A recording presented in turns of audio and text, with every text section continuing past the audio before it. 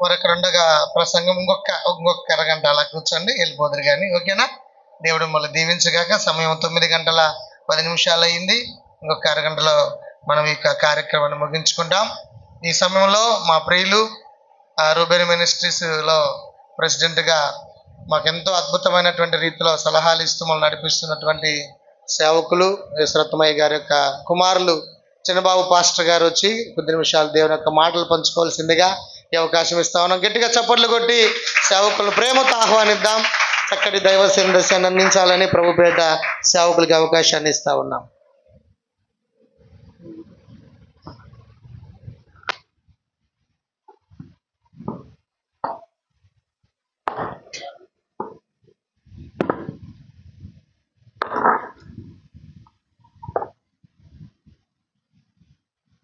Praise the Lord. Hallelujah, hallelujah, hallelujah. ప్రభువైన యేసుక్రీస్తు నామములో మమ్మల్ని ఇక్కడికి నడిపించి మమ్మల్ని బలపరిచి ఈ ప్రాంతమునకు మమ్మల్ని పరిచయం చేసినటువంటి మా రూబెన్ మినిస్ట్రీస్ డైరెక్టర్ గారైన డేవిడ్ పల్లయ్య గారికి హృదయపూర్వక వందనాలు తెలియజేస్తూ ఉన్నాను. అలాగే అనారోగ్యంతో ఇంటి దగ్గరే ఉండి మమ్మల్ని ప్రోత్సహించి మమ్మల్ని బలపరిచి ఇక్కడికి పంపించినటువంటి మా ప్రెసిడెంట్ అయ్య గారు యేసరత్నయ్య గారికి హృదయపూర్వక వందనాలు. అలాగే స్థానిక దైవజనులు యొక్క ప్రోత్సాహంతో వారి యొక్క పిలుపు మేరకు ఐజక్ అయ్య గారు మమ్మల్ని ఆహ్వానించగా మేమందరం కూడా ఈ స్థలమందు ఈ 2 రోజులు మేము ఇక్కడ మీతో గడపడానికి ఇచ్చినటువంటి కృపను బట్టి సమస్త ఘనత మహిమ దేవునికి కలుగునుగాక. హల్లెలూయా. అలాగే తోటి దైవజనులకు మమ్మల్ని ప్రోత్సహిస్తూ బలపరుస్తున్నటువంటి దైవజనులు అందరికీ కూడా హృదయపూర్వక వందనాలు తెలియజేస్తూ ఉన్నాను. హల్లెలూయా, హల్లెలూయా. 2 రోజుల నుంచి మీ మధ్యలో అటు ఇటు తిరుగుతూ ఉన్నా. ఎవరా అని చెప్పాను. నా పేరేం పేరు చెప్పాలా? ఏం పేరు? చిన్నబాబు. ప్రసంగం ఎప్పుడు ఇచ్చారు? చివరిలో ఇచ్చారు. తొందరగా ముగియమని అర్థం. కాబట్టి కొద్ది మాటలు పరిశుద్ధ గ్రంథంలో నుండి మనం జ్ఞాపకం చేసుకుందాం. దేవుడు ఈ రాత్రి వేళ అద్భుతమైనటువంటి ప్రసంగం నాకంటే ముందుగా దైవజనులు రవీంద్ర అయ్య గారి ద్వారా కొన్ని మాటలు మాట్లాడి మనలందరినీ బలపరిచినటువంటి ఆ గొప్ప దేవునికి సమస్త ఘనత కలుగును గాక. హల్లెలూయా, హల్లెలూయా. ప్రకటన గ్రంథము 1వ అధ్యాయము 3వ వచనం చదువుకుందాం. ప్రకటన గ్రంథము సమయము సమీపించినది గనుక ఈ ప్రవచన వాక్యములను చదువువాడును వాటిని విని ఇందులో వ్రాయబడిన సంగతులను గైకొనువాడును ధన్యుడు. చాలండి. దేవుని వాక్యము ఈ రాత్రి వేళ నీతో నాతో మాట్లాడుతున్నటువంటి సుస్పష్టమైనటువంటి కొన్ని మాటలు మనము మన హృదయాల్లో పదిలపరుచుకోవాలి. ఈ మాటలు విని విడిచిపెట్టేవి కాదు. దేవుని యొక్క మాటలు మన జీవితాల్లో మార్చే మాటలు. దేవుని యొక్క మాటలు మన జీవితాలకు ఆశీర్వాదాన్ని తీసుకొచ్చే మాటలు. పరిశుద్ధ గ్రంథంలో ఆదికాండము అనబడేటువంటి ప్రారంభపు గ్రంథం, అది ప్రారంభపు స్థితిగతులన్నిటినీ కూడా పునాదులు వేసిన గ్రంథం ఆదికాండ గ్రంథం. అంటే ప్రతి దానికి, ఈ భూమి మీద సకల చరాచర జీవికి, మన కంటికి కనబడుతున్నటువంటి ప్రతి ప్రకృతికి, ప్రతి పక్షికి, ప్రతి జీవికి, ప్రతి జంతువుకి, ఇదిగో జీవిస్తూ ఉన్నటువంటి ఈ భూమి మీద బ్రతికి బట్టగడుతున్నటువంటి ప్రతి మానవాళికి ఆదికాండము పునాదులు వేసింది. ఆదికాండములో ప్రతిదీ కూడా ప్రారంభమైనట్లుగా మనం చూస్తూ ఉన్నాం. ప్రకటన గ్రంథంలో ప్రారంభించినటువంటి ప్రతి పనికి కూడా ముగింపును మనం చూస్తాం. ఫస్ట్ పుస్తకంలో ప్రతిదానికి ప్రారంభాన్ని చూస్తూ ఉన్నాం. ప్రకటన గ్రంథం అనబడేది ఆ గ్రంథాలన్నిటిలో, ఆ పరిశుద్ధ గ్రంథంలో ఉన్నటువంటి పుస్తకాల్లో చివరి పుస్తకం ప్రకటన గ్రంథం. ఎందుకు చివర దేవుడు పరిశుద్ధాత్మ ప్రేరేపణ చేత ఎంత జాగ్రత్తగా వ్రాయించాడో.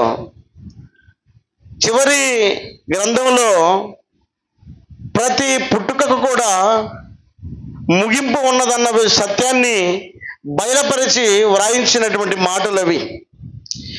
ఈ మాటలు రాసినటువంటి వ్యక్తి యోహాను అనబడేటువంటి భక్తుడు.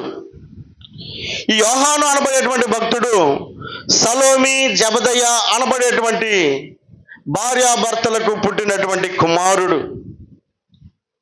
ఈ యోహాను భక్తుడు దేవుని యొక్క పరిచర్య చేస్తూ ఆయా ప్రాంతాలలో దేవుని యొక్క సువార్తను విరివిగా విస్తారముగా ప్రకటిస్తూ దేవుని గూర్చినటువంటి మాటలు, ఆయనతో కలిసి నడిచినటువంటి దినాలను జ్ఞాపకం చేసుకుంటూ ఆయన ఎందుకు వచ్చాడో, ఆయనకు వచ్చినటువంటి కారణమేమైందో సమస్తాన్ని ప్రజలకు తెలియపరుస్తూ ఉన్నటువంటి దినాలలో రోమా ప్రభుత్వము ఆంక్షలు విధించింది.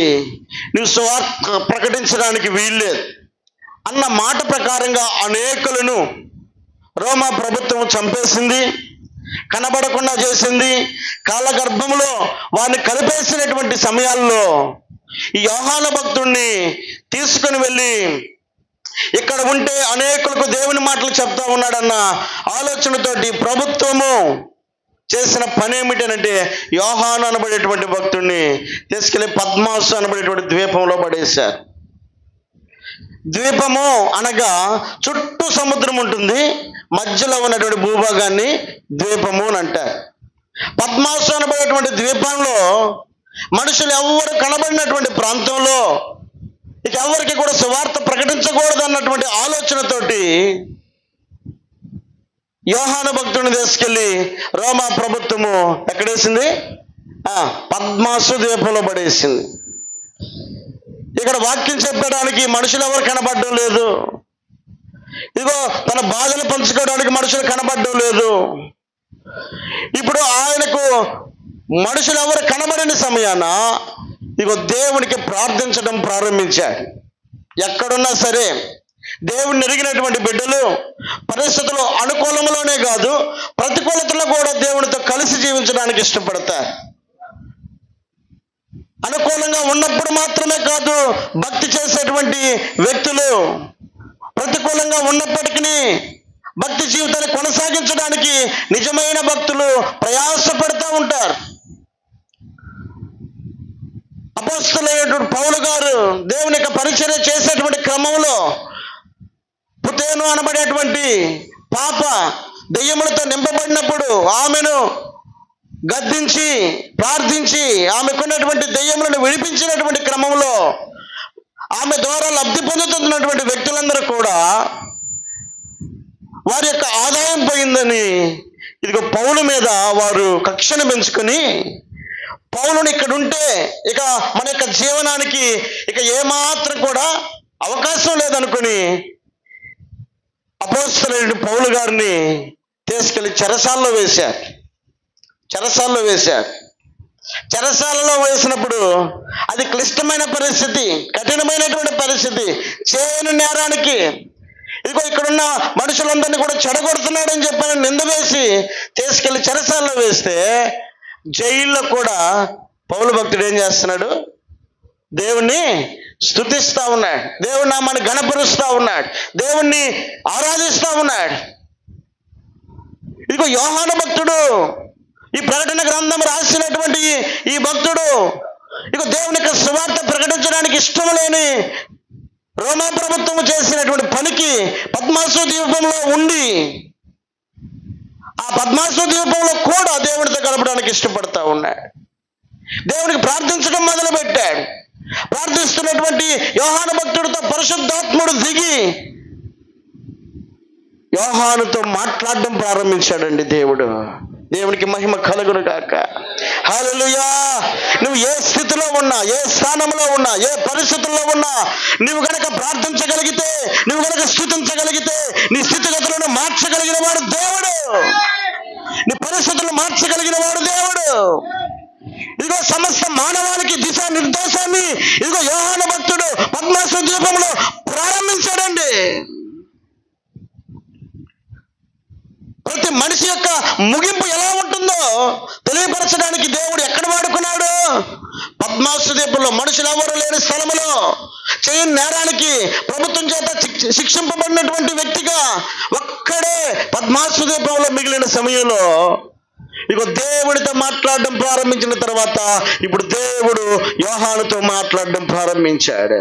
దేవునికి మహిమ కలుగును గాక. హల్లెలూయా, హల్లెలూయా. ఆయన హృదయంలో ఉన్నటువంటి మాటను తెలియపరుస్తూ ఉన్నాడు. ఆయన హృదయంలో ఉన్నటువంటి ఆవేదనను వ్యక్తపరుస్తూ ఉన్నాడు. మనుషుల యొక్క క్షేమార్థమై పలకాల్సిన మాటలు యోహాను భక్తుల యొక్క నోట ప్రకటన గ్రంథంలో ఇప్పుడు మనం చదివినటువంటి మాటగా మనం ఆలోచన చేస్తే ఏమంటాడు? సమయము సమీపించినది కనుక ఈ ప్రవచన వాక్యమును చదువువాడును వాటిని విని ఇందులో వ్రాయబడిన సంగతులను గైకొని వారును ధన్యులు. చాలండి. ఇందులో వ్రాయబడిన సంగతులను గైకొనవాడు ధన్యుడట. గైకొనవాడు ధన్యుడు. ఎవరు చెప్తున్నారు ఈ మాట? పరిశుద్ధాత్మ దేవుడు యోహాను భక్తుడు దేవుడితో మాట్లాడుతూ ఉన్నప్పుడు దేవుడు స్పందించి ఇదిగో నశించిపోతున్నటువంటి ప్రజలు మానవాళి సర్వ మానవాళికి తెలియపరచాల్సిన వాక్కులను తెలియపరుస్తూ ఉన్నటువంటి క్రమంలో ఆయన హృదయంలో ఉన్నటువంటి ఆలోచనను భక్తుని యొక్క హృదయంలో పెట్టాడండి.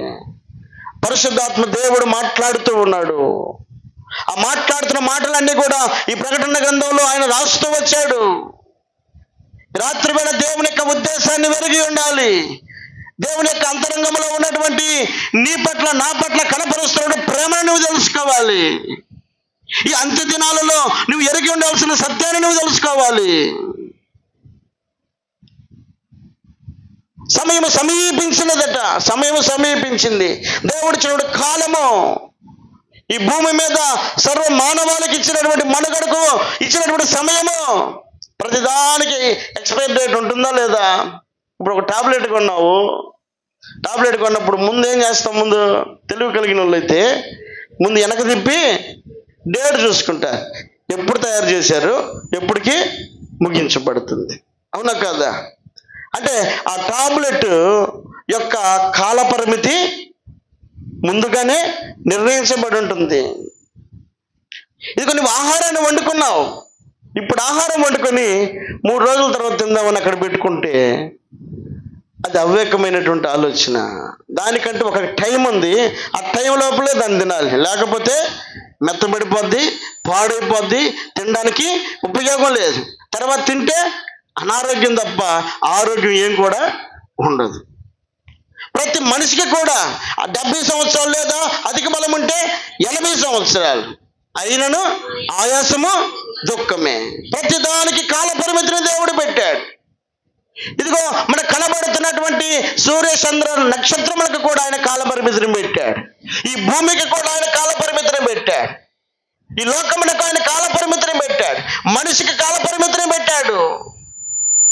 కాబట్టి దేవుని వాక్యం సెలవిస్తున్నటువంటి మాటను మనం చూస్తే ఆయన అంటాడు సమయము సమీపించినది అని అంటున్నాడండి. ఇక సమయం నువ్వు నేను ఆలోచించడానికి ఇక లేదు. రేపు చూద్దాంలే, ఎల్లుండి చూద్దాంలే అని అంటానికి లేదు. ఏ సమయమో ఏ గడియో ఆయన చెప్తూ ఉన్నటువంటి మాట ఏమిటంటే ఇదిగో నేను దొంగ వలే వస్తాను అన్నాడు. దొంగ చెప్పి వస్తాడా? రేపు వస్తాను అన్ని ఓపెన్ చేసి పెట్టమ్మా అని అంటాడా? ఏమంటాడు? నీకు నాకు తెలియదు, అన్ని పోయిన తర్వాత తెలుస్తాయి. దొంగ వచ్చాడు, పోయాడు. అందుకే ఆయన అంటాడు నేను దొంగ వలే వస్తాను అని అంటున్నాడండి. ఆయన రాకడ సమీపిస్తూ ఉన్న కాలములో టైం తెలియకలేకపోవచ్చు, పరిస్థితులను ఆయన జ్ఞాపకం చేస్తూ వచ్చాడు.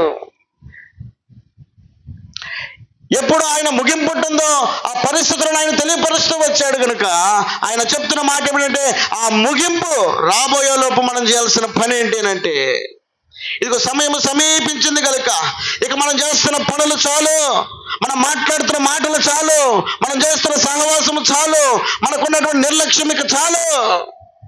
సమయం సమీపిస్తా ఉంది, పరిస్థితులు మారిపోతా ఉన్నాయి, ప్రపంచ దేశాలు తల్లకిందలైపోతా ఉన్నాయి. కొన్ని ప్రాంతాల్లో వరదలు వస్తూ ఉన్నాయి, కొన్ని ప్రాంతాల్లో భూకంపాలు వస్తూ ఉన్నాయి, కొన్ని ప్రాంతాల్లో యుద్ధాలు జరుగుతూ ఉన్నాయి, రాజ్యం మీదకి రాజ్యాలు లెగుస్తూ ఉన్నాయి, ప్రకృతి సహకరించడం లేదు, పరిస్థితులు మారిపోతూ ఉన్నాయి, కాలాలు మారిపోతూ ఉన్నాయి, మనుషులు మారిపోతూ ఉన్నారు. ఈరోజు మంచిగా ఉన్నవారు రేపు చెడ్డగా మారిపోతూ ఉన్నారు. ఇదిగో నీవు నమ్మినటువంటి మనుషులే నీకు నమ్మకద్రోహాన్ని చేసేటువంటి దినాలలో మనం జీవిస్తూ ఉన్నాం. పరిస్థితులు మారిపోతున్నటువంటి దినాలను గమనించినటువంటి దేవుడు ఇదిగో ప్రకటన గ్రంథంలో తన యొక్క ముగింపు మాటలు జ్ఞాపకం చేస్తూ మాట్లాడుతున్నాడు. సమయం సమీపించింది, ఇక రేపు ఎల్లుండి అనేటువంటి మాటలు అవి మన అవివేకమైనటువంటి ఆలోచనకు సూచనగా ఉంటాయి. కాదు కాదు, నేడే రక్షణ ధర్మం, నేడే నీవు నేను మనం ఎరిగి ఉండాల్సిన మాటలను కనుక నువ్వు గ్రహించగలిగితే దేవుడు ఈ రాత్రి వేళ నీతో మాట్లాడడానికి ఇష్టపడతా ఉన్నాడు. ఇదిగో దైవజనులను ప్రేరేపించి ఇదిగో మమ్మల్ని అందరినీ కూడా సమకూర్చడానికి గల కారణం మీ పట్ల దేవునికి ఉన్నటువంటి గొప్ప ప్రణాళికను జ్ఞాపకం చేయడానికే. కాబట్టి ఆయన ప్రణాళిక ఏమై ఉంది అని ఆలోచన చేస్తూ ఉండగా ఆయన మాట్లాడుతున్న మాట ఏమిటంటే, ఇదిగో ఈ ప్రవచన వాక్యములు చదువువాడును వాటిని విని ఇందులో వ్రాయబడిన సంగతులను గైకొని వారును ధన్యులు. ఎవరు ధన్యులట? ఈ వాక్యాన్ని విని దాన్ని గైకొని వారు ధన్యులు. వాక్యము చాలా అమూల్యమైనది. ఎందుకు వాక్యాన్ని వినాలని దేవుడు చెప్తా ఉన్నాడు. వాక్యము చాలా గొప్పగా ఆయన ప్రకటన గ్రంథంలో కూడా రాయించి పెట్టాడు. యోహాను సువార్తలో ఆయన రాసిన మాట ఏమిటనంటే, మొదటి అధ్యాయం మొదటి వచనంలో మనం చూసినప్పుడు, ఆది యందు వాక్యం ఉండెను, వాక్యము దేవుని యొద్ద ఉండెను, వాక్యమే వాక్యమే వాక్యమే. ఎవరు ఇప్పుడు మాట్లాడుతూ ఉంది? చిన్నబాబు కాదు, ఇప్పుడు దాకా మాట్లాడింది రవీంద్రనాథ్ పాస్టర్ గారు కాదు, ఇంతకు ముందు మాట్లాడింది సురేష్ పాస్టర్ గారు కాదు, నెహమ్యా పాస్టర్ గారు కాదు. ఇదిగో మమ్మల్ని నిలబెట్టుకొని ఆయన తన యొక్క ప్రవచన వాక్యములను మాకు మీ అందరికీ కూడా తెలియపరచడానికి గల కారణం ఏంటి అని అంటే, ఇదిగో అనిల్ పాస్టర్ గారు లేకపోతే మరొకరు కాదు. దేవుని యొక్క మాటలు నీతో నాతో మాట్లాడుతూ ఉండగా ఇవి దేవుని మాటలని నువ్వు గ్రహించాలి. కాబట్టి ఆది యందు వాక్యం ఉండెను, వాక్యము దేవుని యొద్ద ఉండెను, వాక్యమే దేవుడై ఉన్నాడంట. ఎంత గొప్పదండి! ఈ వాక్యం ఎక్కడుందో తెలుసా? ఇప్పుడు సెల్ఫ్లో ఉంటుంది, హృదయంలో లేదు. ఎక్కడ ఉంటుంది? ఆదివారం చర్చికి వచ్చేటప్పుడు మన చేతిలో ఉంటుంది, మరి మిగతా రోజులో చేతిలో రిమోట్ ఉంటుంది, లేకపోతే ఫోన్ ఉంటుంది. మనకి ఇష్టమైనటువంటి వాటన్నిటిని కూడా మన చేతులతోటి మన కళ్ళతోటి చూడడానికి తాకడానికి మనం ఇష్టపడతా ఉంటాం. ఇదిగో ఇది మాత్రం ఇదిగో పైన మైక్ మోగగానే అప్పుడు గుర్తొస్తుంది బైబిల్. సమయం సమీపిస్తూ ఉందట. ఇక సమయం లేనప్పుడు మనం చేయాల్సిన పని ఏంటి? దేవుడు చెప్తున్నాడు, ఇదిగో వాటిని విని ఇందులో వ్రాయబడిన సంగతులను గైకొనేవాడు ధన్యుడు.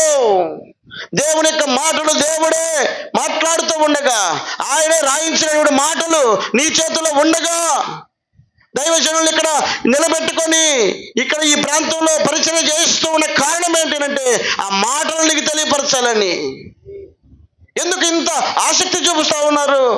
ఇప్పుడు ఐజాక్ అయ్య గారికి ఏమైనా లాభం వస్తుందా? కారణం ఏంటి? నశించిపోతున్నటువంటి ఆత్మల భారము ఆయన హృదయంలో ఉంది కనుక మమ్మల్ని ప్రేరేపించి మమ్మల్ని బలవంతం పెట్టి ఈ ప్రాంతానికి నడిపించి ఈ వాక్యమును ప్రకటించాలన్నది ఆయన దైవజనుని యొక్క ఆశ. దేవునికి మహిమ కలుగునుగాక. హల్లెలూయా, హల్లెలూయా. కాబట్టి సమయము సమీపించింది కనుక వాక్యమే దేవుడై ఉన్నాడు కనుక ఆ వాక్యము దానిలో ఉన్నటువంటి శ్రేష్టమైనటువంటి మాటలను నువ్వు గ్రహించాల్సిన వ్యక్తివై ఉన్నావు. వాక్యం ఏం చేస్తుంది? ఇక వాక్యము నా చేతిలో ఉంది, వాక్యాన్ని నేను చదువుతాను, మరి నాకు ఆ వాక్యము ఏం చేస్తుంది అని మనం ఆలోచన చేస్తున్నాడు. 19వ కీర్తనలో 9వ వచనాన్ని చదువుదాం.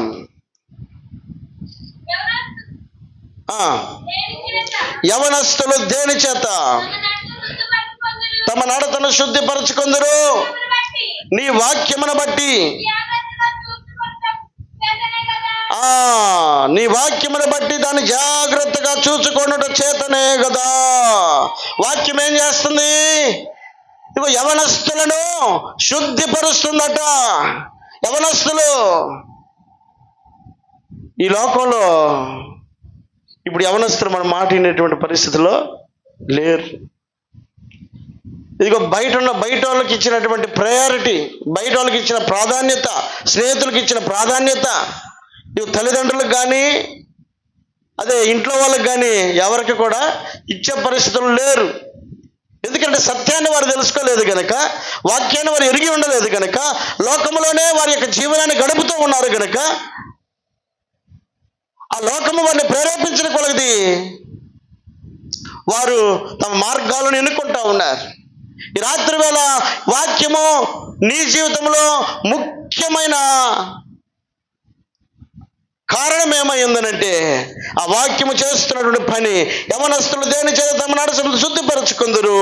నీ వాక్యమును బట్టి దాన్ని జాగ్రత్తగా చూచుకొనుట చేతనే కదా. వాక్యం చేస్తున్న పని యవనస్తుల యొక్క హృదయాలను శుద్ధిపరుస్తుంది. వాక్యము ఇది తప్పు, ఈ మార్గం సరైనది కాదు, ఈ సహవాసం సరైనది కాదు, ఈ మాటలు సరైనవి కావు అని తెలియపరుస్తుంది ఈ వాక్యము.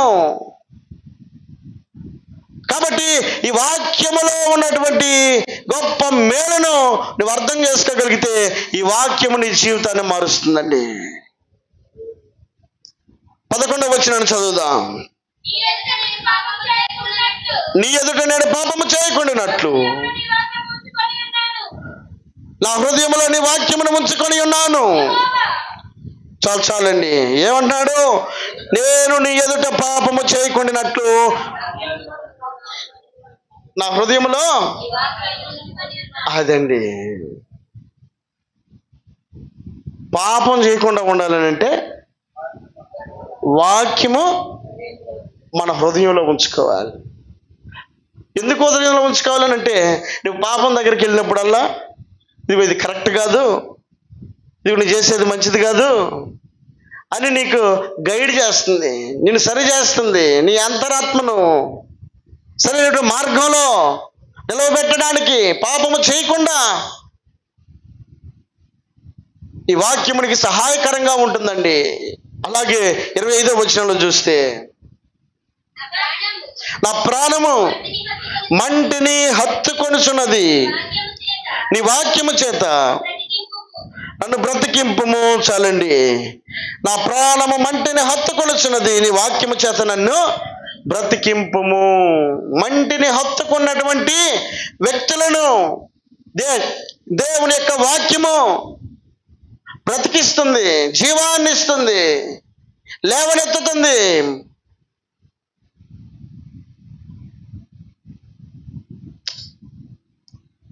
అంత మాత్రమే కాక 28వ వచనంలో చూస్తే, వ్యసనము వలన నా ప్రాణము నీరైపోయిను, నీ వాక్యము చేత. చాలండి. వ్యసనము వలన నా ప్రాణము నీరైపోయిను. ఏం చేయాలో అర్థం కావడం లేదు, ఎటు వెళ్ళాలో అర్థం కావడం లేదు, ఏం మాట్లాడాలో అర్థం కావడం లేదు, నా వల్ల కావడం లేదు, ఈ పరిస్థితులు మారడం ఎలా అనుకున్నటువంటి సమయంలో దేవుని యొక్క వాక్యము నిన్ను స్థిరపరుస్తుంది, దేవుని యొక్క వాక్యము నిన్ను స్వస్థపరుస్తుంది, దేవుని యొక్క వాక్యము నిన్ను లేవనెత్తుతుంది, దేవుని యొక్క వాక్యము నీ హృదయాన్ని శుద్ధి చేస్తుంది, దేవుని యొక్క వాక్యము నీ పాపమును కడుగుతుంది. కనుక ఇంత శ్రేష్టమైనటువంటి వాక్యము ఈ రాత్రి వేళ నీకు వినబడుతూ ఉండగా ఆ వాక్యముకు ఉన్నటువంటి ప్రాధాన్యతను గ్రహించగలిగితే యేసుక్రీస్తు ప్రభుల వారు దేవుని యొక్క సువార్త ప్రకటిస్తూ ఉన్నటువంటి దినాలలో 11వ అధ్యాయం లోకాసు సువార్తలో ఆయన మాట్లాడుతున్న మాటలు మనం ఆలోచన చేసినప్పుడు 27వ వచనంలో, లోకాసు సువార్త 11వ అధ్యాయం 27, 28 వచనాలు, ఆయన మాటలు చెప్పుచుండగా ఆ సమూహములో నుండి ఒక స్త్రీ ఆయనను చూచి, నిన్ను మోసిన గర్భమును నీవు కుడిచిన స్తనములను ధన్యములై ఉన్నవని కేకలు వేసి చెప్పగా, ఆయన అవును గాని దేవుని వాక్యము విని దాన్ని గైకొని వారు మణిధన్యులని చెప్పాను. దేవునికి మహిమ కలుగునుగాక. హల్లెలూయా. వాక్యానికి దేవుడు ఇచ్చినటువంటి ప్రాధాన్యత. ఇదిగో ఆది యందు వాక్యము ఉండెను, వాక్యము దేవుని యొద్ద ఉండెను, వాక్యమే దేవుడై ఉండెను. వాక్యానికి ఆయన ఇస్తున్నటువంటి ప్రాధాన్యత. ఈ భూలోకములో ఆయన జన్మించడానికి కారణమైనటువంటి తల్లి తన యొక్క సహోదరుడు వచ్చి వారి ఎదురుగా నిలవబడినటువంటి సమయంలో ఆయన మాట్లాడుతున్నటువంటి మాట మరొకటి మనం చూస్తే 10వ అధ్యాయం 38వ వచనంలో, అదే లోకాసు సువార్త, అంతటా వారు ప్రయాణమైపోవచ్చుండగా ఆయన ఒక గ్రామములో ప్రవేశించెను. మార్తాను ఒక స్త్రీ ఆయనను తన ఇంట చేర్చుకొనెను. ఆమెకు మరియ అను సహోదరి ఉండెను. ఈమె యేసు పాదముల యొద్ద కూర్చుండి, యేసు పాదముల యొద్ద ఆమె కూర్చుండి ఏమింటుందంట? దేవుని యొక్క బోధ వింటా ఉంది. ఆయన చెప్పే మాటలు వింటా ఉంది. ఆయన ఏమంటున్నాడు? దాని క్రింద మాటలు చివరి లైన్లో మనం చూస్తే, మరియా ఉత్తమమైన దానిని 42వ వచనంలో, ఉత్తమమైన దాన్ని ఏర్పరచుకొనెను, అది ఆమె యొద్ద నుండి తీసివేయబడదని ఆమెతో చెప్పెను. దేవునికి స్తోత్రం చెల్లిద్దాం. హల్లెలూయా. ఇదిగో యేసుక్రీస్తు ప్రభుల వారి మార్గ మధ్యము గుండా వెళ్తూ ఉన్నటువంటి సమయంలో మార్తా మరియ అనబడేటువంటి సహోదరులు పిలిచింది ఎవరు? మార్త పిలిచింది, దేవుణ్ణి ఆహ్వానించింది. అయ్యా మా ఇంటికి రాయ్యా అని చెప్పి ఆహ్వానించింది. అంటే ఆహ్వానించినప్పుడు ఆమెకు ఆసక్తి ఉంటుందా లేదా? ఆయనతో గడపాలని ఆసక్తి ఉంటుందా లేదా?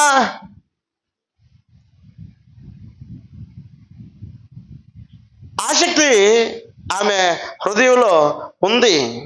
ఆ ఆసక్తిని ఎక్కడ చూపిస్తుందో తెలుసా? ఆయన ఇంట్లో తీసుకెళ్ళి కూర్చోబెట్టి ఏం చేస్తుంది?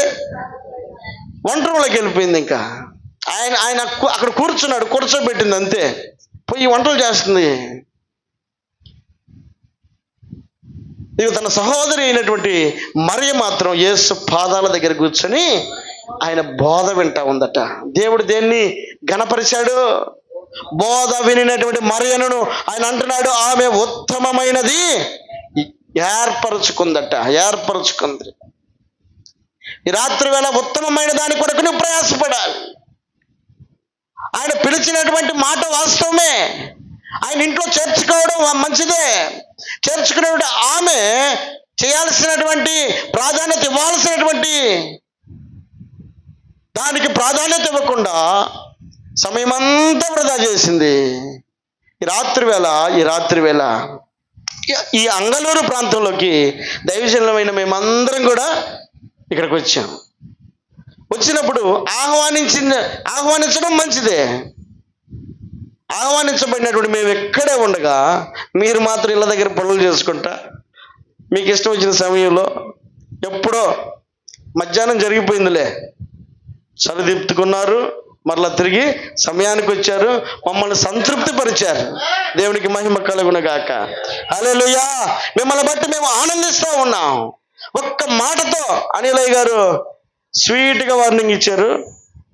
మీరు చక్కగా జవాబునిచ్చారు. మీరు రావడమే మాకు జవాబు ఇచ్చినట్టు. సమయానికి వచ్చారు. అందును బట్టి దేవునికి మహిమ కలుగును గాక. హల్లెలూయా, హల్లెలూయా. ఇదిగో మీరు మరియ వలె బోధ వింటా ఉన్నారు. ఆ బోధ మీ హృదయంలో బదిలపరుచుకోవాలి. ఇక మేము వచ్చినటువంటి దానికి గుర్తుగా మీరు దేవుడు మాట్లాడిన ప్రతి మాటను కనుక హృదయంలో బదిలపరుచుకోగలిగితే మిమ్మల్ని బట్టి ఆనందిస్తాం. స్థానిక దైవజనులు కావచ్చు, మేము కావచ్చు, అందరం మనం ఆనందిస్తూ ఇదిగో పరలోకమందున్నటువంటి దేవుని యొక్క మెప్పును పొందుకోవడానికి నీవు నేను మనం కారణమవుతాం. దేవునికి మహిమ కలుగును గాక. హల్లెలూయా.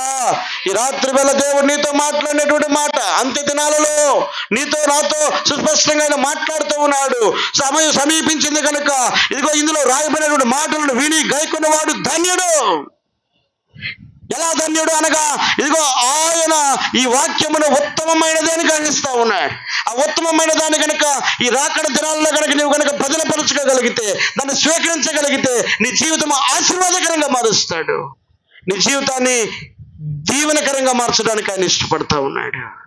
వాక్యము ఇదిగో దైవజనులు ప్రతి ఆదివారము దేవుని సన్నిధిలో ప్రకటిస్తూ ఉన్నప్పుడు భయముతో వణుకుతో నువ్వు కనుక సమయానికి వచ్చి ఆ వాక్యాన్ని వినగలిగినప్పుడు నీ జీవితము ఆశీర్వాదకరంగా మార్చేవాడు దేవుడు అండి. కనుక ఈ రాత్రి వేళ నీతో మాట్లాడుతున్నాడు. ఆయన వాక్యమును విని గైకొన్నవాడు ధన్యుడు. ఆ ధన్యతలో నీవు నీ కుటుంబమును నిలిచి ఉండాలని సేవకునిగా నేను కోరుకుంటూ ఈ మాటలు ముగిస్తూ ఉన్నాను. ఆమేన్. హల్లెలూయా.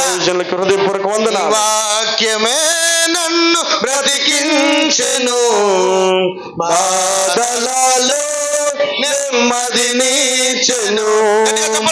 నీ వాక్యమే నన్ను బ్రతికించెను, బాధలలో నెమ్మదినిచ్చెను. కృపాశక్తి దయాశక్తి సంపూర్ణుడా, వాక్యమై ఉన్న యేసు వందనమయ్యా. కృపాశక్తి దయాశక్తి సంపూర్ణుడా, వాక్యమై ఉన్న యేసు వందనమయ్యా. నీ వాక్యమే నన్ను బ్రతికించెను, బాధలలో నెమ్మదినిచ్చెను. పాల వంటిది చుంటి తేనె వంటిది నా జీవకు మధురమైనది. పాల వంటిది చుంటి తేనె వంటిది నా జీవకు మధురమైనది. మేలిమి బంగారు కన్నా విన్నైనది, మేలిమి బంగారు కన్నా విన్నైనది. రత్నరాసుల కన్నా కోరదగినది. చెప్తామా? రత్నరాసుల కన్నా కోరదగినది. నీ వాక్యమే నన్ను బ్రతికించెను, బాధలలో అందరూ చప్పట్లు కొడతాం. అగటగల ఊపి నుండి లేవనెత్తెను, సమతల మగు భూమిపై నన్ను నిలిపెను. జిగటగల ఊపి నుండి లేవనెత్తెను, సమతల మగు భూమిపై నన్ను నిలిపెను. నా పాదములకు దీపమాయను, నా పాదములకు దీపమాయను. సత్యమైన మార్గములో నన్ను నడిపెను. అందరూ కలిసి సత్యమైన నన్ను నడిపెను. నీ వాక్యమే నన్ను బ్రతికించెను, బాధలలో నెమ్మదినిచ్చెను. శత్రువులను ఎదుర్కొనే సర్వాంగ కవచమై యుద్ధమునకు సిద్ధ మనసు ఇచ్చుచున్నది. శత్రువులను ఎదుర్కొనే సర్వాంగ కవచమై యుద్ధమునకు సిద్ధ నిచ్చుచున్నది. వేయుచున్న అగ్ని బాణములను అపవాది వేయుచున్న అగ్ని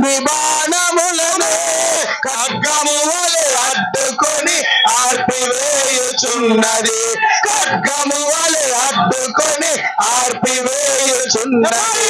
నీ వాక్యమే నన్ను బ్రతికించెను, బాధలలో నెమ్మదినిచ్చెను. నీ వాక్యమే నన్ను బ్రతికించెను, బాధలలో నెమ్మదినిచ్చెను. కృపాశక్తి దయాశక్తి సంపూర్ణుడా, వాక్యమై ఉన్నాయి వందనమయ్యా. కృపాశక్తి దయాశక్తి సంపూర్ణుడా, వాక్యమై ఉన్నాయి వందనమయ్యా. కృపాశక్తి దయాశక్తి సంపూర్ణుడా, వాక్యమై ఉన్నాయి వందనమయ్యా. కృపాశక్తి దయాశక్తి సంపూర్ణుడా, వాక్యమై ఉన్నాయి వందనమయ్యా. వాక్యమై ఉన్నాయి వందనమయ్యా.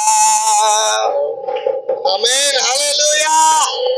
బోలో యేసు మహారాజుకి జై, రాజుల రాజుకి, ప్రభువుల ప్రభువుకి, రాబోతున్న యేసుక్రీస్తు ప్రభువుకి జై. ఆమేన్, హల్లెలూయా. చాలా సంతోషం. శ్రేష్టమైన మాటలు అందించినటువంటి ఆ చిన్నబాబు పాస్టర్ గారికి ప్రత్యేకమైన వందనాలు తెలియజేస్తా ఉన్నాం. ఎంతో ఓపికతో ఆ 2 దినాల నుండి మేము మీ మధ్య ఉండి మా ఒక పండగల దేవుని యొక్క ఆత్మ సంచారం ఇక్కడ జరుగుతూ ఉండగా దేవుని మాటలు విరివిగా ఉదయం టిఫిన్ ఎట్లా తింటామో, మధ్యాహ్నం భోజనం లంచ్ ఎలా తింటామో, రాత్రి డిన్నర్ ఎలా తింటామో, అలా పూట పూటకి దేవుని యొక్క మాటలు మీకు పంచిపెట్టాం మీ ఆత్మకి. హల్లెలూయా, హల్లెలూయా. ఆకలి తీరిందా? ఇంకా ఆకలిగా ఉన్నారా? రేపు కూడా ఉండమంటారా? ఓయమ్మో, ఈ దోమలకు మేము గడిపించుకోలేమమ్మా. దేవునికి స్తోత్రం, హల్లెలూయా. రవి గారికి ప్రత్యేక వందనాలు. మమ్మల్ని ఎంత ప్రేమగా చూసుకున్నారు అమ్మా. చక్కటి భోజనాలు, అద్భుతమైనటువంటి ఆ సపరిచర్యలు. మార్త ఎలా చేసిందో, మరి ఎలా చేశారో, వచ్చిన బేతనియాకు వచ్చినప్పుడు అప్పుడు దేవుడు ఆతిథ్యం స్వీకరించాడు. వాళ్ళ నిర్జీవ స్థితి జీవములోకి మార్చబడింది. హల్లెలూయా. ఈ సంఘ పరిస్థితి కూడా దేవుడు జీవములోకి నింపి నడిపించి మీ సరిహద్దులు విశాలపరచును గాక. ఆమేన్, హల్లెలూయా. చాలా సంతోషం. సెమ్ముల ఐజక్ గారు మాట్లాడు.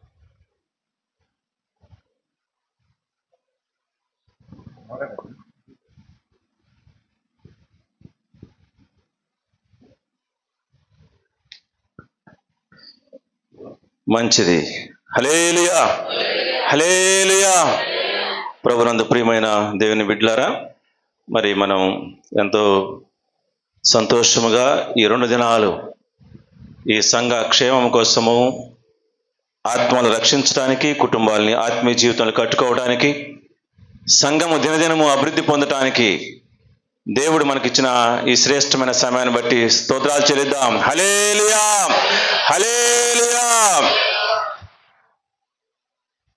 యెషయా గ్రంథం 60వ అధ్యాయం 1వ వచనం చదివితే నేను ముగిచేస్తాను. యెషయా గ్రంథం 60వ అధ్యాయం 1వ వచనం. నీకు వెలుగు వచ్చి ఉన్నది, లెమ్ము తేజరిల్లుము, యెహోవా మహిమ నీ మీద ఉదయించెను. చూడుము, భూమిని చీకటి కమ్ముచున్నది, కటిక చీకటి. యెహోవా నీ మీద ఉదయించుచున్నాడు. హల్లెలూయా, హల్లెలూయా. ఈ 2 దినాలు మరి దేవుని యొక్క వాక్యం వెదజల్లుతున్నప్పుడు ఆయన వెలుగు మరి ఎంతమంది అయితే ఆకర్షించుకున్నారు, ఎంతమంది మీద అయితే ప్రభువా నువ్వు నాతో మాట్లాడావు అని ఆనందించారో కానీ దేవుని యొక్క వాక్యం సెలవుస్తుంది, యెహోవా మహిమ మీ మీద ఉదయించున్నది. హల్లెలూయా, హల్లెలూయా. కనుక ప్రియమైన దేవుని బిడ్డలారా, లెమ్ము తేజరిల్లుము, వెలుగు నీ మీదకి వచ్చినది. ఈ భయంకర దినాల్లో కటిక చీకటి మన మీద కమ్ముకుంటున్న పరిస్థితుల్లో, చీకటి మబ్బు వలె మన మీద ఆవరిస్తున్న పరిస్థితుల్లో దేవుని యొక్క కృప ఉదయం మనల్ని కుమరిస్తుంది. ఆయన మనల్ని కాపాడుతున్నాడు. దేవుడు కటిక చీకటి లాంటి శ్రమలు వచ్చినప్పుడు, భయంకరమైన విపత్తులు వచ్చినప్పుడు, అవరోధాలు వచ్చినప్పుడు దేవుని యొక్క వాక్యం సెలవిస్తుంది, యెహోవా కృప నీ మీద ఉదయిస్తుంది. మరి దాదాపు 1-2 నెలల నుంచి డైరెక్టర్ గారు డేవిడ్ పాల్ గారిని అడుగుతున్నా, డైరెక్టర్ గారు మీరు తప్పకుండా మరి అంగళూరు గ్రామానికి రావాలి. మూడు బారిపోయిన జీవితాలని చిగురింపజేయడానికి పాల్ యాంగిచో గారు ఒక మాట చెప్పాడు సంఘంలో ఒకరోజు. పెద్ద సంఘం దక్షిణ కొరియాలో. ఆయన అన్నాడు, మంచి కారు నేను రేపు వారంలో కొనబోతున్నాడు అన్నాడంట. వీళ్ళందరూ చూస్తున్నారు, వారం చూస్తున్నారు కానీ కారు రావట్లా, వారం చూస్తున్నారు కారు రావట్లా. ఒక స్త్రీ ప్రసవ వేదన పడి తన బిడ్డను జన్మివ్వాలంటే 9 మాసాలు మోయాలి. 9 నెలలు అయిపోయిన తర్వాత కారు వచ్చిందంట. అట్లాగే మన జీవితాల్లో కూడా మూడు బారిపోయిన జీవితాలు చిగురించాలంటే ఎంతో శ్రమ ఉంటుంది, కష్టపడాలి, ప్రార్థించాలి, మొరపెట్టాలి, ప్రసవ వేదన పడాలి. అప్పుడు క్షేమముగా బిడ్డ బయటికి వస్తారు. కనుక మనం ఆత్మీయ ఫలాలు ఫలించాలంటే ముళ్ళు కొంపలు ఉంటాయి, లేకపోతే గచ్చపోదలు ఉంటాయి, రాళ్ళు ఉంటాయి. వాటన్నిటినీ అధిగమించి వెళ్తేనే మంచి మార్గంలోకి వెళ్తాం, ఫలభరితమైన పంట కోయగలుగుతాం. ఆ పాల్ యాంగిచో గారు అందరూ వారం అడుగుతున్నారంటే ఏం కారు రాలేదని. కానీ ఆయన అన్నాడు, నేను గర్భం ధరించాను, అది తప్పకుండా ఇస్తా అన్నాడు. అట్లాగే 9 మాసాల తర్వాత ఆయన ఈలోపే ఆయన కారు వచ్చేసింది. కనుక అలాంటి గొప్ప దేవుడు మన దేవుడు. కనుక మూడు బోయిన జీవితాలు సిగురింపజేసే దేవుడు, ఎండిన ఎరాడిని సాగు భూమిగా మార్చే దేవుడు మన దేవుడు. కనుక సంఘాన్ని దినదినము నూతన పరుస్తూ, నూతన ఆత్మలను అనుగ్రహిస్తూ, మరి సేవకులు చెప్పిన రీతిగా నిన్న రాత్రి నుంచి ఇప్పటి వరకు మరి డేవిడ్ పాల్ గారి ఆధ్వర్యంలో, రూబెన్ మినిస్ట్రీస్ ఆధ్వర్యంలో సేవకులందరూ ఎంతో దూరం నుంచి, ఒంగోలు ఇంకా దూరం నుంచి, కొన్ని 100 కిలోమీటర్ల నుంచి మరి విజయవాడ వచ్చి నిన్న మధ్యాహ్నం విజయవాడలో అయ్యగారి దగ్గర ఉండి, అయ్యగారు వారందరినీ కలిసి మరి కారులో మన మధ్యకి తీసుకొచ్చి, దోమలు రాత్రి 2 అయింది 3 అయింది ఇక్కడే పడుకున్నాం మేము. దోమలు విపరీతంగా ఉన్నాయి, నిద్ర లేదు. అయినా సరే మరి 4 గంటలు లేసి 4:30కి స్తుతి ఆరాధన జరిగించాం. హల్లెలూయా హల్లెలూయా. క్రీస్తు కోసము మేలుకొని శ్రమ పడటం, దేవుని వెదగటం దేవుని సేవకుల ద్వారా మాట్లాడారు. కనుక సమయం ఉండగానే వాక్యము వెదజల్లుతున్నప్పుడు వాక్యానికి విలువిద్దాం, వాక్యానుసారంగా నడుచుకుందాం, గ్రహిద్దాం, దాని ప్రకారం జీవించడానికి ముందుకు సాగిపోదాం. ఇక్కడ నిలబడేవారు ఎవరైనా సరే దేవుని వాక్యమే చెప్తారు. మనుషులను చూడవసరం, మనం దేవుని చూడాలి. వారి చిన్నవారైనా పెద్దవారైనా సరే ఈ జీవ గ్రంథము ఇది జుంటె తేనెదాల కంటే మధురమైనది, 2 అంచులు గల వాడిగల ఖడ్గం ఇది. ఆ ఖడ్గమును బోధించే ఎవరైనా సరే పరిశుద్ధంగా దేవునికి అనుకూలమైన పాత్రలుగానే వాడబడతారు. కనుక మరొకసారి డేవిడ్ పాల్ గారికి మన సంఘం తరపున, మన అందరి తరపున స్తోత్రాలు చెల్లిస్తూ వందనాలు చెల్లిస్తున్నాం. హల్లెలూయా హల్లెలూయా. వచ్చిన సేవకులందరికీ మరి ఎంతో ప్రయాసతోటి మరి వారు ఆ సంఘాల్లో అనేక కార్యక్రమాలు ఉంటాయి, వాటన్నిటిని కూడా మరి డేవిడ్ పాల్ గారు చెప్పినప్పుడు తప్పకుండా ఈ 2 రోజులు మనం అక్కడికి వెళ్ళాలి అని చెప్పి వారందరిని ఇక్కడ తీసుకొచ్చిన ప్రతి సేవకులకి మరి అందరూ హృదయపూర్వక వందనాలు. కనుక ఇంకను ముందు రాబో దినాల్లో దేవుడు గొప్ప కార్యం చేయనుగాక. హల్లెలూయా హల్లెలూయా. అలాంటి గొప్ప దేవుడు లెమ్ము తేజరిల్లెము, వెలుగు నీ మీదకి వచ్చినది. ఆదికాండంలో 18 అంటాడు, నీ దాసుని నీ కటాక్షం నా మీద ఉన్న నన్ను దాటిపోవద్దు. ప్రియమైన బిడ్డరా, ఆయన కటాక్షం మన మీద ఉంది. ఆయన మనం దాటిపోయే దేవుడు కాదు. కనుక మనం ప్రార్థన చేయవలసిన ప్రార్థన ఇప్పటి వరకు, నిన్నటి రాత్రి నుంచి ఇప్పటి వరకు చెప్పిన సారాంశం ఏంటంటే ప్రార్థన ప్రార్థన ప్రార్థన. ఒక కుటుంబాన్ని కట్టుకోవాలంటే, ఒక వ్యక్తి విశ్వాసములు బలపడాలంటే ప్రార్థనే ఆయుధం, ప్రార్థనే ఆయుధం. అలాంటి ప్రార్థన అనుభవాలతోటి మనం ముందుకు సాగుదాం. దేవుడు ఇంకనూ 30 అంతులుగా 60 అంతులుగా 100 అంతులుగా సంఘ క్షేమమును విస్తరింపజేస్తాడు. మరి మన మధ్య ఉన్న ఇమానుయేల్ గారు చేసిన ప్రార్థన ఆశీర్వాదాలతోటి మనము ముగించుకుందాం.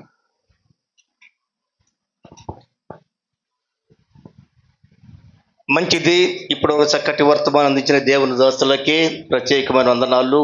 అంత మాత్రం కాకుండా మరి రూబెన్ మినిస్ట్రీస్ వారు ఆధ్వర్యంలో దైవజనులందరూ కలిసి, అంత మాత్రం కాకుండా దేవుని దోస్తులు ప్రత్యేకంగా డైరెక్టర్ గారు మన మధ్య రావటం చాలా సంతోషం. వారికి ప్రత్యేకమైన అభినందనలు, వందనాలు నేను తెలియజేస్తా ఉన్నాను. ఈరోజు పిల్లలు గమనించట్లయితే మనం ప్రార్థించిన రీతిగా, ఆశించిన రీతిగా గత రాత్రిలోనూ ఇవాళ ఉదయకాలంలోనూ ఈ యొక్క రాత్రి వేళ 3 కూటాలు కూడా దేవుడు ఘనంగా జరిగించాడు. ప్రైజ్ ది లార్డ్, హల్లెలూయా. ఈ ప్రక్షాళన కోడికలు చాలా ఆత్మీయంగా జరిగించినట్లుగా మేము భావిస్తా ఉన్నాం. దయచేసి ఎంతో దూర ప్రాంతాల నుంచి అటు మరి ఒంగోలు, మరి కడప, ఈ జిల్లాల నుంచి కూడా మన మధ్యలోకి వచ్చారని చెప్పి దైవదాసులు మనకు తెలియజేస్తా ఉన్నారు. వారి వారి పని లేదు కాదండి, పని లేక కాదు, ఎంతో భారము కలిగి ఆ గ్రామం వెళ్ళి మనం దర్శించాలి, సువార్తను అందించాలి, దేవుడు మనకిచ్చినటువంటి యొక్క శక్తితో ఆయన్ని కదిలించాలి, దేవుని నామమున అనేక మంది రక్షించాలని చెప్పి ఎంతో తాపత్రయంతో, ఎంతో ప్రత్యేకమైన ఉద్దేశంతో ప్రార్థనా పూర్వకంగా దైవజనులందరూ కలిసి మన గ్రామం రావటం మరొకసారి వారికి ప్రత్యేకమైన వందనాలు నేను తెలియజేస్తా ఉన్నాను. ప్రార్థన చేసుకుని మనం సెలవు తీసుకుందాం. తల ఉంచినట్లయితే ప్రార్థన చేసుకుందాం. మహాపరిశుద్ధుడా, ఘనమైన మా తండ్రి, నీకు స్తోత్రాలు ప్రభువా. నీ మహాకృపను బట్టి అయ్యా ఈ కుగ్రామము, చిన్ని గ్రామములో చిన్ని సంఘాన్ని మీరు దీవించి ప్రభువా, ఈ కల్వరి బాప్టిస్ట్ చర్చిలో నాయన నీ దాసులు ప్రభువా అడిగిపెట్టిన స్థలాన్ని మీరు ఆశీర్వదించమని ప్రార్థన చేస్తున్నావు నాయన. ఈ 3 దినాలు కూడా ప్రభువా అయ్యా ఈ ప్రక్షాళన కూడికల ద్వారా సంఘంతో కలిసి ప్రభువా అయ్యా వారి అనుభవాలతో ఎన్నో మార్పులు, ఎన్నో ప్రభువా ఆధ్యాత్మికనైనా మరి బిడ్డలుగా ఆధ్యాత్మికనైనా సందేశాలు వారు అందించి ఓ ప్రత్యేకమైన ప్రభువా అయ్యా ఈ కూడికలను జరిగించిన విధానాన్ని బట్టి నీ స్తోత్రాలు చెల్లిస్తున్నావు. నిన్న ప్రతి కుటుంబాన్ని మీరు దర్శించమని ప్రార్థన చేస్తున్నావు. ప్రతి కుటుంబ సమస్యలు విడుదల చేసినందుకు నీ స్తోత్రాలు చెల్లిస్తున్నావు. ఈ యొక్క వాతావరణం మీరు అనుకూలపరిచారు. ఈ మైకే శబ్ద తరంగాలు ఎంత దూరం అయితే వినిపిస్తున్నాయో అందరూ నీ కృప దయచేయమని ప్రార్థన చేస్తున్నాం తండ్రి. మరి ముఖ్యంగా ఈ సిన్ని సంఘాన్ని, సంఘ బిడ్డలను ప్రభు మీరు దర్శించండి అయ్యా, నీ సన్నిధిలో బలపరచమని ప్రార్థన చేస్తున్నాం అయ్యా. మరొకసారి మరొక పర్యాయంలో అయ్యా నీ దాసులు మా మధ్యకు రావడానికి నీ కృప చూపించమని ప్రార్థన చేస్తున్నాం నాయన. అంత మాత్రమే కాకుండా నాయన నీ దాసులు ప్రభు అజయ్ కై గారిని బట్టి ప్రార్థన చేస్తున్నాం. వారెంతో ప్రయాసతో అయ్యా శిథిలి చేసినప్పుడు ప్రార్థన చేస్తున్నాం ప్రభు అయ్యా. ఆశించిన రీతిగా, ప్రార్థించిన రీతిగా అయ్యా రూబేను మినిస్ట్రీస్ డైరెక్టర్తో సమూహ బృందమంతా కూడా అయ్యా మా సంఘానికి వచ్చి నీ నామాన్ని గణపరిచే విధానాన్ని బట్టి అయ్యా మీరే గొప్ప ఆశీర్వాదాల దీవులు సంఘానికి ఇచ్చి బిడ్డలని బలపరిచి ముందుకు నడిపిస్తున్నందుకు మహిమా ఘనత ప్రభావాలు మీరే పొందమని మా ప్రభువును మా రక్షకుడైన నజరేయుడైన యేసు నామములో ప్రార్థిస్తూ వేడుకొనుచున్నాము తండ్రి, ఆమేన్.